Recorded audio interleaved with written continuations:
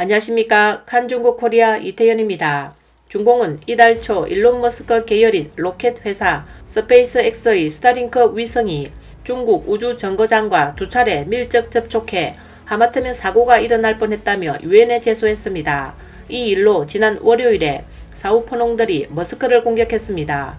화요일 자오리젠 중국 외교부 대변인은 워싱턴이 1967년 우주조약의 우주인 안전보호 의무를 이행하지 못했다고 비난하면서 미국이 적극적인 조치를 취해 다시는 이런 일이 일어나지 않도록 해야 한다고 주장했습니다. 머스크는 목요일 파이낸셜 타임스와의 인터뷰에서 그의 스타링크 인터넷 프로젝트가 너무 많은 공간을 차지하고 있다는 중공의 발언을 반박했습니다. 그는 우주는 매우 거대한 반면 위성은 매우 작다라며 지구와 가까운 궤도에는 수백억 개의 위성을 수용할 수 있다고 말했습니다.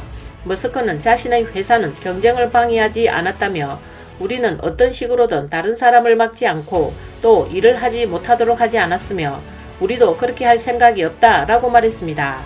그는 수천 개의 위성은 마치 지구상에 자동차가 몇천 대 있는 것과 같으니 아무것도 아니라고 말했습니다. 스페이스X는 이미 1900개에 가까운 위성을 배치해 스타링크 초고속 인터넷 프로그램을 서비스하고 있으며 더 많은 위성을 보낼 계획이라고 합니다. 전통적으로 위성은 통신과 TV 서비스에 활용됐지만 최근 들어 과학기술 회사들은 자체 위성을 우주로 쏘아 올려 인터넷 네트워크를 만들고 사람들의 장비에 직접 데이터를 내보내는 시도를 하고 있습니다. 실제로 궤도를 돌고 있는 위성은 큰 문제가 아니지만 우주 발사체에서 나오는 폐자재, 즉 공간 파편들이 갈수록 우주 시설을 위협하는 심각한 문제가 되고 있습니다. 올해 5월 국제우주정거장 캐나다제 로봇팔에 5mm의 구멍이 뚫렸습니다. 이 우주 폐기물은 2007년 중국이 운용을 중단한 풍운 1C 기상위성을 파괴한 중공군의 반위성 미사일 시험에서 나왔습니다. 파괴된 파편은 3,500여 개로 여전히 궤도를 돌고 있으며 그중 상당수는 현재 국제우주정거장의 궤도 영역에 돌입한 상태입니다. 다음 뉴스입니다. 최근 중공 해외선전부는 영부인 펑리위안의 국정 참여 등에 부정적 여론을 조성하고 있습니다. 시진핑의 정적인 장점인 정칭홍의 정치적 적들이 시진핑을 사지로 몰아넣고 세간을 교란하려는 의도라고 분석하고 있습니다. 12월 28일 홍콩 명보를 인용한 더웨이컴에서 마식루이의 공식 이력서가 재정비되고 홍콩 언론이 숨겨진 비밀의 이유를 공개한다라는 제목의 기사가 게재됐습니다. 이는 12월 25일 중공 당국이 신장자치구 1인자를 교체한다고 발표한 이후에 나왔습니다. 철권 치강의 전첸궈가 해임되고 신장자치구석이었던 마식루이가 이어받았습니다.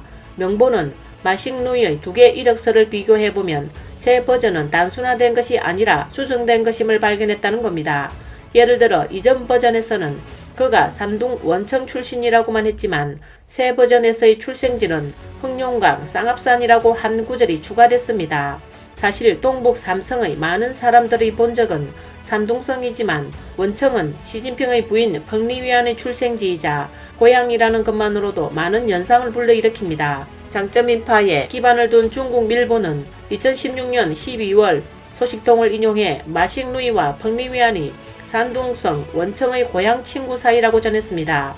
하지만 펑리위안과 달리 마식루이는 원청이 본적이지만 그곳에서 태어나지 않았습니다. 그러나 중공의 관가 사회는 지연관계로 인해 더 교감할 수 있는 이유가 되어 곧 친숙해지고 일정한 관계를 맺기도 합니다. 황청평론가는 다차원 인터넷 목표는 펑리위안의 간접적 또는 직접적 정치 참여에 초점을 맞추는 것이라고 말했습니다. 한편 다차원 인터넷은 12월 15일 시진핑이 주재하는 문대회의에 펑리위안이 이례적으로 군복을 입고 나타났다는 제목의 글을 통해 펑리위안의 군복 차림에 다시 시선을 집중시켰습니다. 펑리위안은 육중전해를 전후해 계속 주목을 받았습니다. 중공 창당 이래 국가주석의 부인 중 펑리위안의 위상에 견줄 수 있는 사람은 마오쩌둥의 아내 장칭뿐이라는 게 장점인파 언론의 분석입니다. 해외 언론은 최근 시진핑의 부인 펑리위안이 행사 참석이나 방문을 강도 높게 언급한 것을 두고 그동안 은신했던 모습과는 크게 다르다고 전했습니다. 이것은 시진핑의 연임을 위한 선전인가? 아니면 장칭처럼 정치에 참여하려고 길을 열고 있는 것인가? 황청평론가는 전반적으로 장점인파 언론이 펑리위안의 정치 참여를 떠들썩하게 하려는 것은 시진핑과 마오쩌둥 말년의 의심증을 연결시켜 독재자는 마지막에 부인을 쓴다라는 인식을 유도하기 위한 것이라고 분석했습니다. 해외에서 시진핑에 대한 부정적 보도가 이어지는 것은 외부 세계의 미움을 집중시키기 위한 장점인 정칭홍 집단이 노린 것이라고 보고 있습니다.